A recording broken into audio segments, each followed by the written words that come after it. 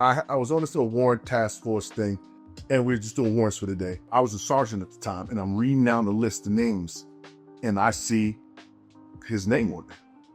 And I'm like, all right, we're doing him last. I mean, he's a guy you probably don't even really want to arrest, right? So we do all the other stuff, do all the other warrants, and then we get to his place of business. He has and rest in peace, he's no longer alive. Oh, okay, rest in peace. But he had like an auto body type of store or whatever in my district. We're not expecting to see little Melvin. We're not expecting to be there. We're not expecting him to let us in with the police. We're expecting people to like something on their face. Like, this is little Melvin. He is notorious.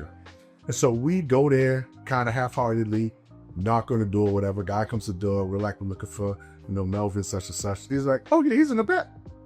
I'm like, Wait, how old is this gentleman? he was in his 20s. Okay. Probably 20s, young guy, his 20s, whatever case. He's in the back. So we go in the back. Wait, you're in uniform? And we're in full uniforms. This is no sneak tactic. But that's what I'm saying. That's why I'm not. I will take the picture. I'm trying to. Listen. I'm walking to the back saying, please don't be here. Please don't be here. I wonder what red. Listen, I don't want no parts of this thing, right? So we get to the back and he comes walking out, and it's him. And I'm like, now, I mean, you got to do your job. I have no choice at this point. So I'm like, and I had a couple officers with me.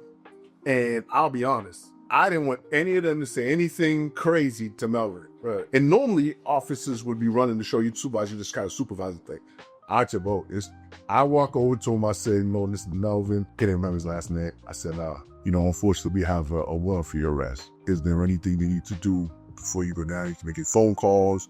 You need to do anything to take care of, to your business. Anything you need to take care of before we take you down? He's like, no. He said, how'd you get in? And he asked you that? Yeah. And I said, the gentleman over there, went off the door, asked for a gentleman like Zane. He just kind of nodded, turned around, put his hand behind his back, cuffed him up, and we started walking that way to where the guy was, and then he stopped. Like, you could tell, I felt him stop. So I was like, I didn't even let officers catch him. I didn't want them to do anything to get to himself. I was like, so we're walking, and we get over by him, and he stops, and he looks at the guy. I mean, listen, when I say his voice, he didn't have like that. He wasn't be loud, none of that stuff. He was as calm as can be. He looked the guy in the face and just said, why the F did you let me? I started.